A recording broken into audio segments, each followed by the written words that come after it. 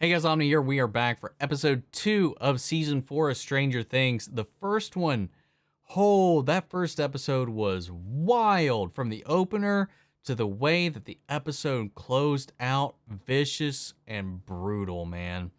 I definitely get why they put that disclaimer on the beginning of the episode, but I definitely kind of underestimated just how grisly that this season was going to be. They did tease that it would be the darkest one they've had yet, but woo,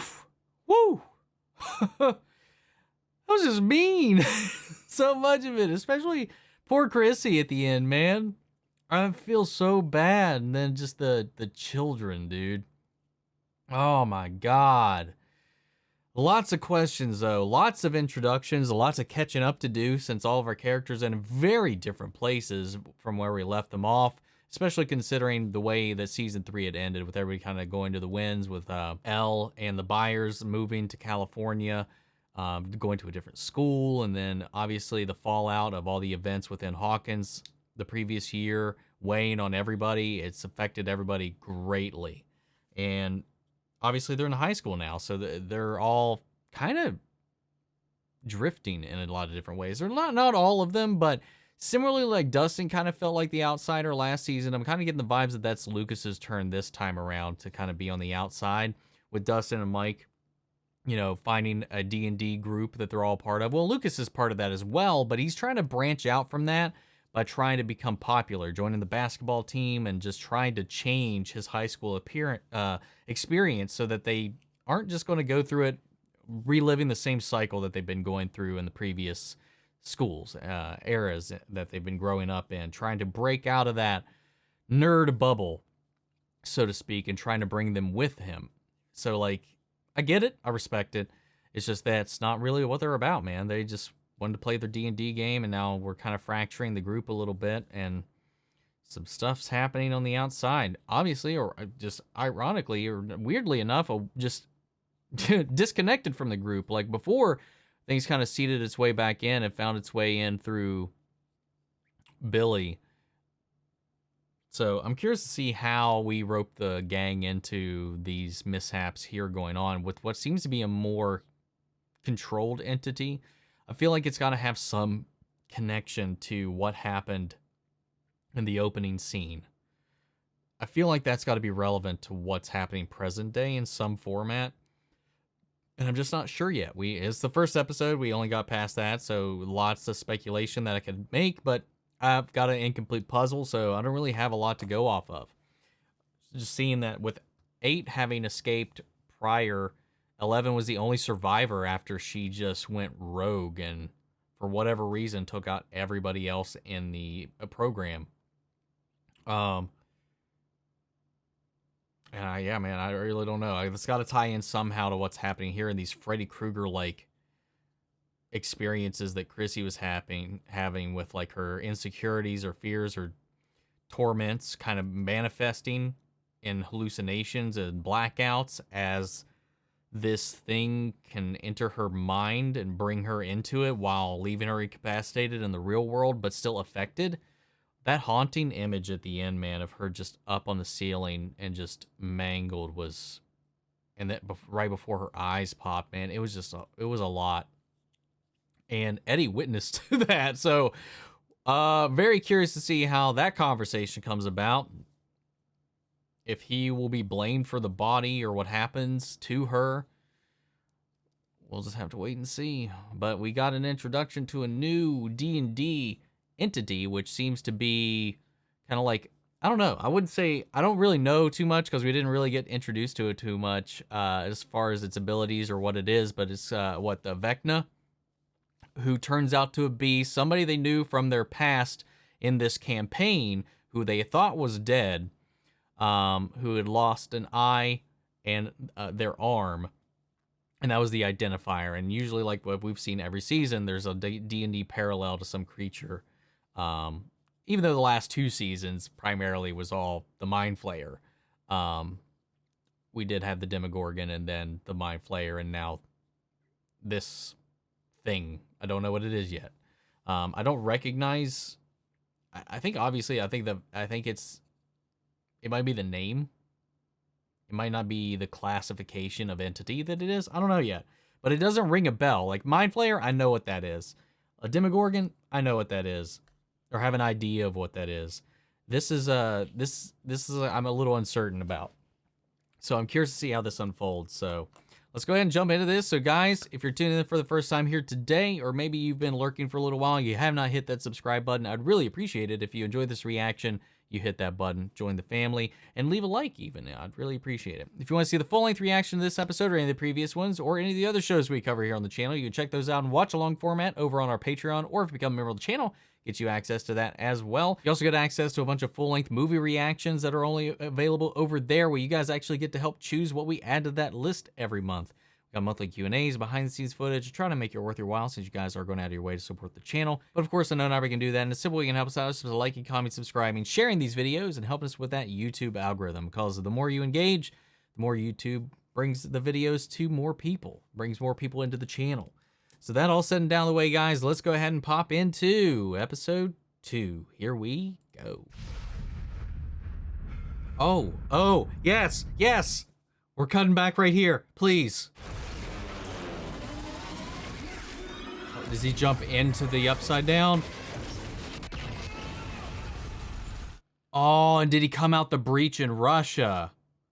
Where they'd already punched their own hole in, maybe? Or did he not make it into the gateway? Okay, never mind. He didn't make it into the gateway.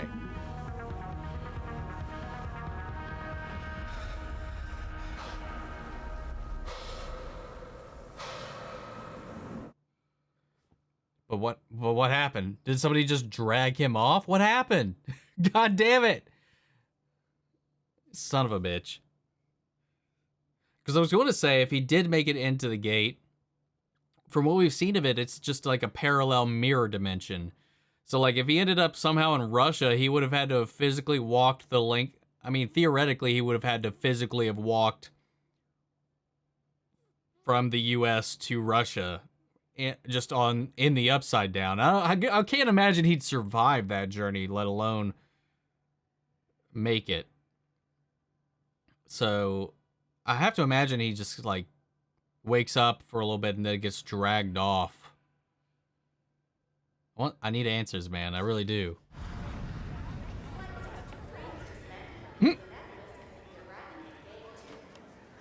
Aw, Will's face, man. Oh, wow. What a fucking goober, man. Look at him. What the hell? He looks like he fell through a Hawaiian, like, thrift shop. Oh, hey. Oh. Hey, Mike. Hey, how you doing? Yeah, good, man. Great. I heard a lot about your sister.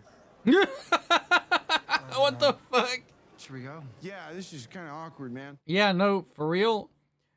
Yeah, what was that with that interaction between Mike and Will? Do you think Will's had like a crush on Mike this whole time and has finally figured that out? Maybe that's what? Oh, because Elle did say that she thought he was working on a painting for somebody that he was into, and like, I don't know. Oh, that'd be, what the fuck? Everyone wants to know the same thing. How can so many tragedies befall a once peaceful town?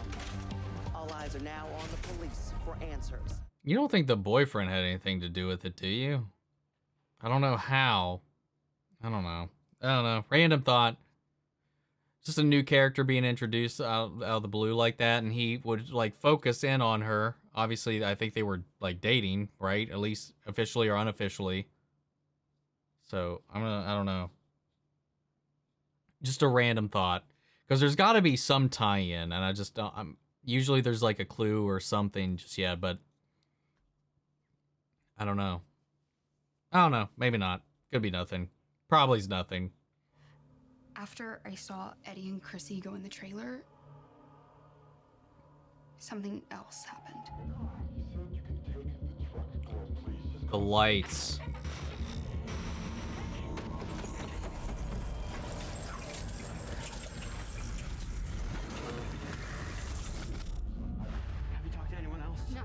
I can't find Lucas or Nancy and Mike's in California.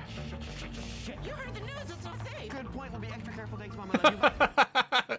Good point. Bye. Yeah, man. Usually we're split off. Like the teams are split up and they're just like down the road from one another, or maybe the next town over. But now we're like, ooh, far apart. So far apart. But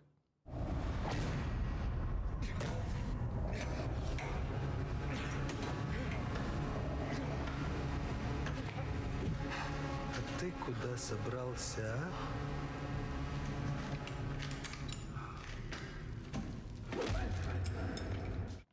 huh. So were those the people that were still left over in the Hawkins lab? Or did somehow the explosion blast him to their portal? Because we know some of them did clear out. Who is she? Okay. Won't you tell me? I have to imagine there's some of the Russians that managed to evacuate before Owen's team could arrive. Do you come here a lot? Yeah. Will does not, but I go to parties here. It's a big party place.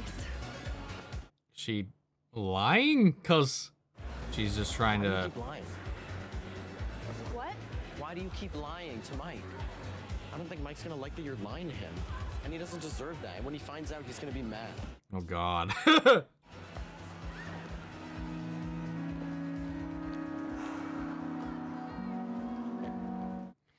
She's trying so hard not to make anybody worry about everything she's going through. Yeah, Will...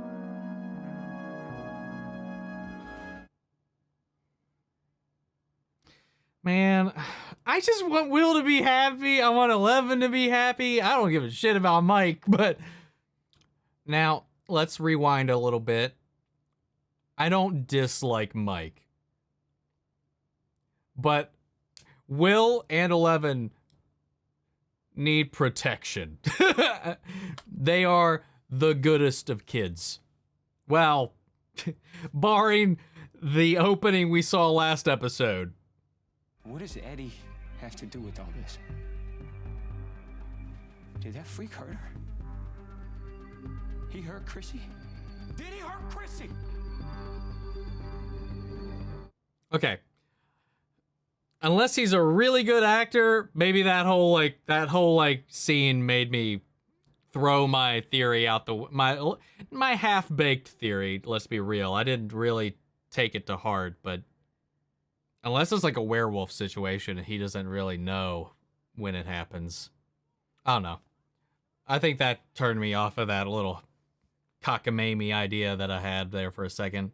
You're Fred Benson. You killed that kid last year. What? You're a murderer is what you are. Everyone here knows it. Oh, and his cuts getting bigger and bigger on his face. All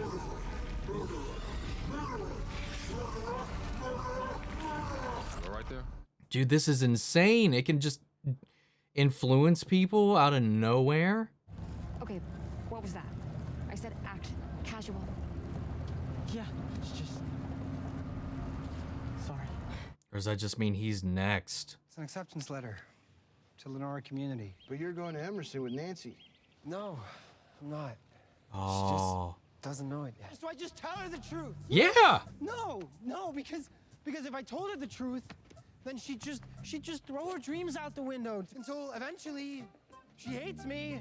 And then before you know it, we're just like my mom and dad. We're divorced. My kids hate me. Or it could be the reverse and you end up like the Wheelers family. I mean, you could easily, she could go to her school, you could go to your school. It would be harder, but it's not a deal breaker. I mean, for some people it might be, but I mean, you guys are making this work across country already. What's that? An extra layer to that relationship. Come on, friend. Let's skate, shall we? I wanted Oh, to no. finish this with I'll hold on to that. Come on. Will knows the truth, and now he's like nervous as shit because he's friends with all of them, but he doesn't like this lying shit. So like, but he also, I think he likes Mike too. So there's like, oh my god, dude, the fucking mental gymnastics going on in Will's head right now. All right. This next song is dedicated to Jane. Oh The no. local snitch.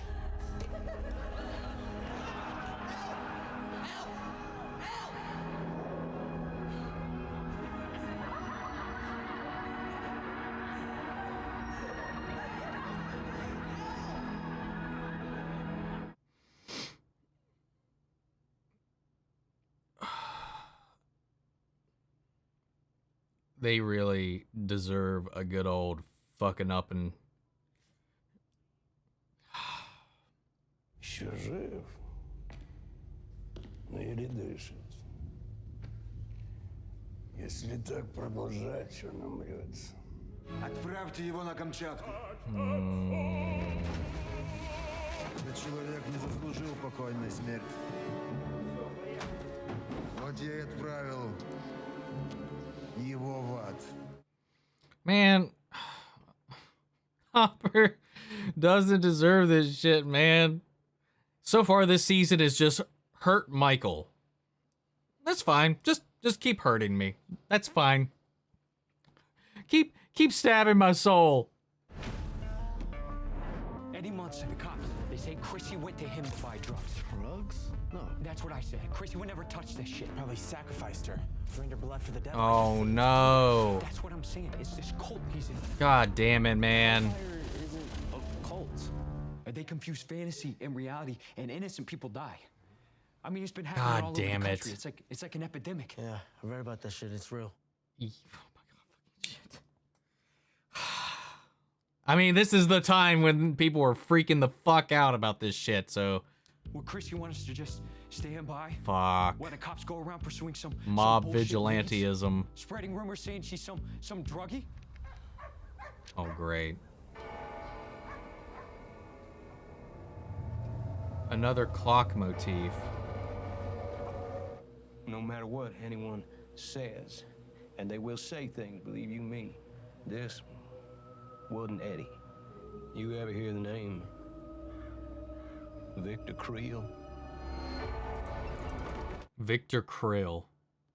Creel. Sorry. Killed his whole family.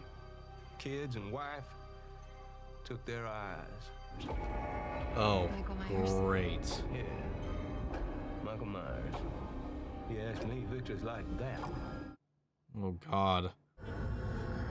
Oh, whoa. What the hell?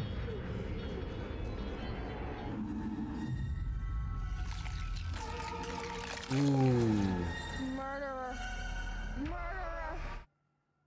The mourners for the person he killed in that crash. Haunting him.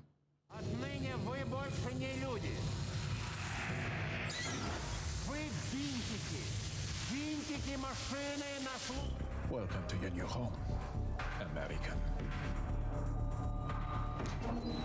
Man, I need to look up who this actor is, because I swear I've seen him before. And I can't place it. We are getting Hopper back. Alright, we got people in Indiana, we got people in California, and we're about to have people in Alaska. Well, what about us? What? Yeah. Seems like you made it super clear that you're not interested in anything I have to say. That's just not true. You've called maybe a couple times. It's been a year, Mike. Oh, god damn it. You know, I get where Will's coming from, even if it's not in a romantic way. Like, I definitely understand being devalued as a friend like that. I've been on that side of things too, man. I have, but I still feel like that could kind of go either way, like whether it's platonic or not. But either way, it's definitely understandable. This is just fucking terrible.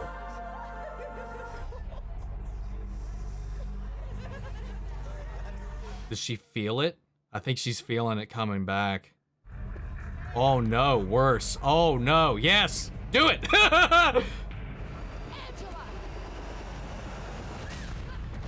Fucking... What did you do? Oh god, no, shit, fuck!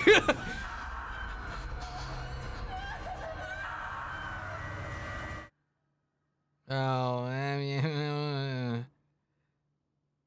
dude, like, bullies, I can't. So, like, she's fine.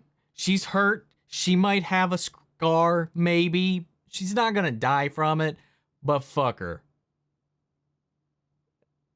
She deserved that shit. What are you doing here? We're looking for you. We're here to help. You know Robin from band. Diddly diddly diddly. The one who never wants to play D&D. I want to know what happened. You won't believe me. Oh, they will. Try us. Oh no.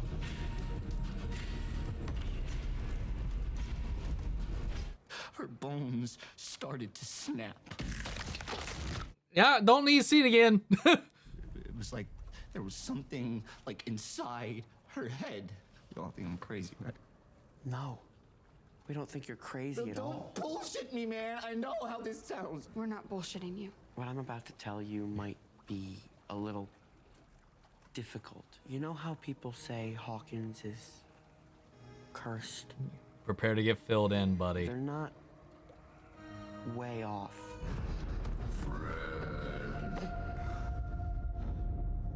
Oh my lord. That's not okay. That night. Man, this is something different. And I can't even posit a theory right now, man. I want you to join me. To join me? Is he absorbing them? The curse. Vecna's curse. Oh god. Oh god. Oh god. Why again? No! Stop it! No! The fingers! God damn it. Stop it.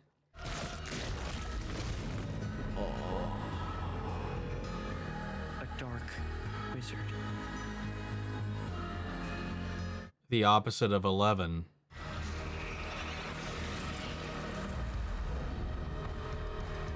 Who is this?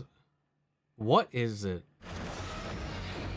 You're kidding me. It lives in like an upside down mansion, a haunted mansion. What is all this flying shit? Oh my god. Oh my lord, what is going on? This is wild, dude. Dude, they up the ante every time, man. God. So it's got to be like maybe like a person, like a anti-11, maybe like an upside down human. Maybe somebody who's presumed dead, who got taken and maybe had become one with it and is using their powers to shade out and influence people psychically through their dreams or hallucinations, these possessions or whatever. A lost child from 11's massacre maybe grew up on the upside down, maybe something she did here. The twisting of the bodies. Because 11 twisted all of those bodies around. So maybe this is its vengeance? Is that 10? Grown up? Maybe 6? I mean, maybe any one of them, but we got introduced into like an intimate moment with 10. Before 11 went haywire.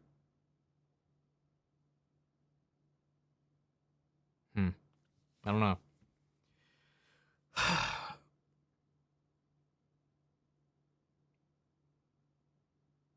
Dark wizard, because they called her their mage, but they call this a dark wizard. Curses and whatnot. I don't know. Joyce and what's his face seem to be going to Alaska to bail Hopper out. And we'll see where that goes. See how far that gets. That seems to be how will that loop back around? Like, how's that going to connect unless this creature is somehow tied to what the Russians are doing? But this seems like the Russian experiments might just kind of be done, but they're just kind of like holding on to Hopper. Maybe the last remnants of that storyline. Maybe it'll come back around in some other way. We'll see. Man, Jonathan, though, on the other side, really struggling to figure out what he wants to do with his life and how to equate that and work that with what Nancy wants to do, because he's obviously not feeling the plans they have laid out before them. That's changed, and his tactic is, well, I'll just kind of like fuddle things until maybe we break up because I don't really want to make her upset at me. Great tactic. That's at least the interpretation I got. His friend Argyle, man, he's hilarious. He's definitely warming up to me. But Dustin and them all looking for Eddie. This whole Eddie storyline is a lot of fun in the darkest of ways. Like him just kind of surviving all this stuff and now being kind of like at the end of this witch hunt because of the time that it's played in, the reputation that the game they all are known for playing has in the media at the time, the misunderstanding of what that is, how it plays into things. It's just the same thing we're still hearing today about video games, which is ridiculous to me. But it's, I don't know. I love when there's this crazy shit going on and then our team is like, listen, that's not even the half of it, my guy. We got a story for you. Like 2 seasons ago, that was Max. And then she got brought into it. It took a little bit longer for her to get brought into the fold, but we're getting right to it with this one. And I like that. I'm curious to see how his response is going to be to the greater whole of it. And I like the way they explained it. Like sometimes because there's this fabric has been torn open so many times, it kind of bleeds in. But this is new. There's no, and it's something I've been looking for throughout these scenes. Like there's no signs of your typical upside down shenanigans. Like there's no vines. There's none of the particles in the air, the dust, the temperature changes. There's none of that. Nothing physical is bleeding over. It's just something's reaching out. Something with the clock. Was there a clock in the opening 8 minutes of episode 1? I'm going to have to go back and look.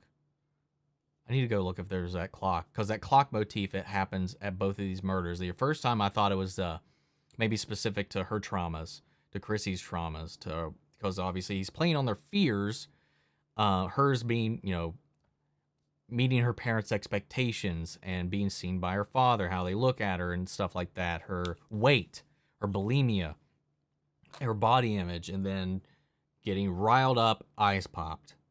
And then this kid, people finding out about the car crash, him, causing a wreck, running from the scene, getting away from it, I'm assuming, with nothing more than that scar. Now, I don't know if the way it sounded, it seemed like it was a hit and run. Like maybe he caused the wreck, but didn't take responsibility for the wreck. And maybe got away with it. I may be unclear on that, but that's how I kind of read it, at least. So like,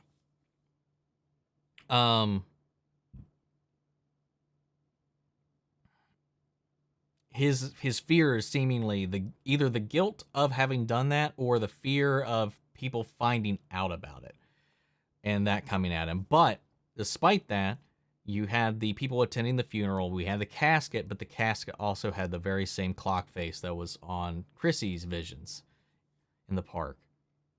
And just the visual of these bodies being contorted, busted, and broken down it's visceral. The sound design has always been phenomenal in this show. Really good, but it's just haunting through all of that. Flipping back a little bit to something not so supernatural. The whole thing with Will, Mike, and 11, with her trying to present this life that she wants to have. She wants to have friends. She's in a new place. She's telling Mike everything's fine and dandy so he doesn't worry, that he thinks she's okay, so he's not worried about her, so he's not concerned or anything like that, that he doesn't have to worry about her. Meanwhile, she's just being torn down and abused on a daily basis, and Will sees it all, and he's there for her. Will is there for 11 through it all. He found out that she's been lying about everything to Mike, and he's very defensive on that front as well, both as friends and seemingly maybe has more. I don't really know. Like, I was kind of reading that way a little bit there in the beginning, especially with the whole third wheel thing and kind of the looks he was giving here and there, and the somewhat catty nature that was coming on playing off between him and 11 while Mike was around. But I don't know. It could just be the jealousy of it all because, you know, even friends, like I've drifted from people in my life plenty of times. Like, it just happens the older you get. And sometimes you're like, you know, somebody comes in, a girlfriend or whatever, somebody just comes in, and sometimes they just disappear. Your friends will just disappear. You know, like, no matter how close you are, sometimes it happens. You drift a little bit. And their focus is elsewhere. Rightfully so in a lot of cases. But it's natural to feel a little bit of a jealousy from there because you were there first, right? Right? You're best friends. That's what it's like saying. Like, I like that comeback too when he was like, you know, you talk to 11 all the time. You write letters. She's got like endless supplies of information about what's going on in your life and all of that. And they were always so close. And that was part of the fear of them drifting away and moving away. That was part of that. What makes that goodbye so painful at the end of season 3 is it is going to make things harder. But Mike was able to keep that relationship strong with 11, despite her lying to him endlessly about everything that's been going on. You know, there's been no attempt from Mike to maintain that bond with Will. And sometimes that's just priorities when you're like in love, when you're in a relationship and stuff like that. It happens. I've done it. I've had friends that do the same thing. It just happens. People put their focus in places and sometimes it gets a little uneven, and that's just natural. But that's where it comes in to, like, when you're so close, because through everything, through season 2 and Will dealing with all the psychological effects that have been in the Upside Down, Mike was his anchor, the only person he was talking to, while Mike was also mourning the loss of 11 during that. They were there for each other. They were, I feel like out of the whole group, Will and Mike probably are the more core two in the whole thing. And I think that even came up because Dustin moved to this area and he talked like, listen, I understand it. Will's your best friend, whatever. And they had that little conversation as they were riding down the bikes and stuff like that. So it's harder to accept that separation, and even more difficult if there are romantic entanglings, because maybe that best friendship that Will had over time as he's learning, evolving, maturing, finding himself, maybe he's realizing that a lot of that friendship might be rooted in attraction. And it's quite clear that Mike isn't reciprocating that. Or even seeing that or acknowledging that aspect of it. So like it definitely feels like a one-way street to me if that is the case. And it just makes the whole thing just so painful to watch. Cause as you guys know, if you've been following along these reactions, man, I am overly protective of Will. I'm overly empathetic and protective of 11, given the lack of a childhood she's had and just how fragile emotionally she can be. Like, she is the strongest character in a lot of in most senses of the word out of the whole group in this. But like, as far as it comes down to just the simple aspects of life, she's been denied all of it her entirety of her life, and she just wants friends. She just wants to be accepted. She wants to be normal so badly, and then she's here being torn down around every corner by these brats that deserved every bit of what they got. You know, it's like, and they kept escalating. It just kept getting worse and worse and worse. And she stood up for herself because she was just taking it before. And I think like there's a line you don't cross. And I don't think she went too far in this episode. I don't personally. I don't think she went too far. I think she went the right around to knock some sense into the girl, maybe get her to back the fuck off. But up until this, she's just been rolling over and taking it and then just turning around and just still pretending that everything's okay. And that's just causing more psychological trauma. And Will's having to deal with all of this by by being the third wheel. He's also kind of the mediator in this situation because he literally lives with 11. But he knows the truths of both sides, and I don't know. It's a difficult situation to be in, especially if there are, in fact, like I said, romantic entanglings there by everybody involved, except for Mike, who's just oblivious to what's really going on in their lives. Like, he's passively and indirectly ignored anything that's been going on with Will while unknowingly being manipulated and lied to by 11. So he's just oblivious to everything that's happened since they went away. I don't know. It's almost like he's kind of in this aloof state where he's kind of verging on walking down the similar line of thought or trajectory that his dad is on, to be honest. And that's kind of scary. If he ends up like fucking Ted, not fucking having a clue about anything that's going on in his life, that would be awful. Oh, man. Dustin, though, continuing to be my favorite character out of all the kids, I have to say. As much as I love Will, as much as I love Mike and Lucas and 11 and everybody, Dustin is like my spirit child. I love him so much. He takes charge in all the right ways. He's part of the best units, I think. Like Robin, Steve, him, and now Eddie. Love that whole dynamic. Getting Max in there as well as Lucas kind of starting to finally feel that maybe the path he took to try to self-correct his lot in life with high school down this way is starting to not look so... Grass isn't looking as green on the other side right now with this witch hunt they're instilling at with the lead jock guy. I don't even remember his name. Who I was like, for a hot minute, be like, is it him? Is he the killer? Is he somehow this Freddy Krueger being popping around? I definitely feel completely dissuaded from that at this point. I definitely feel like the whole Victor Krill thing is going to be a red herring. It reminds me of like, oh shit, who is it? Victor... Oh, fuck. It's Hatchet. The movie Hatchet. There's a Victor killer that runs around in that as well. It's a very similar kind of story that they told in that. Is reminding me of it, especially when they equated it to Michael Myers. I'm curious to see how that develops. Maybe he didn't commit those murders. Maybe that was blamed on him, like it's being blamed on Eddie, because whatever this is has been active for a lot longer than we think.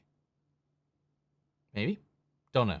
Might be a little bit of a stretch. If it is, depending on how long ago that happened, I can't imagine it was connected to what happened in the opening scene to 11, which I feel like has to be relevant, other than her outbreaks, which I don't think that's what it was trying to happen. Now, her getting visceral and like attacking that girl did trigger those memories to her, it seemed like.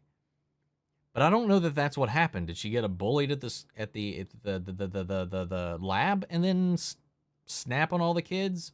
I don't think so. But it's definitely triggering that memory. And I don't know. There's got to be a connection to that and what's happening currently outside of just 11's story. At least that's where I'm at right now with my mental gymnastics that I'm piecing together out of literally just 2 episodes worth of information. With this, not enough to go off of, but we'll see. Guys, I've been talking too long about this one already, I feel like, so I'm going to pass it off to you all. Sound off in the comments. Let me know your thoughts down below. We'll carry on the conversation after the video. Feel free to join us in our Discord. We can talk about it there as well. Links to that and all my socials down below. Follow me in each and every one of those. If you want to see the full-length reaction, remember it's on Patreon, or if you become a member of the channel, it gets you access to that as well. And speaking of, before we go, I want to shout out our channel legends: Manny Sherritt, Ryan Karen, Jason Coleman, Philly Vane, Yori Corey Scott, Margaret Grace, Mary Bradley, Melita, and Robert Anguiano. Thank you guys so much for your continued support. But that's it for this video, and I'll see you all in the next one. Take care, everybody.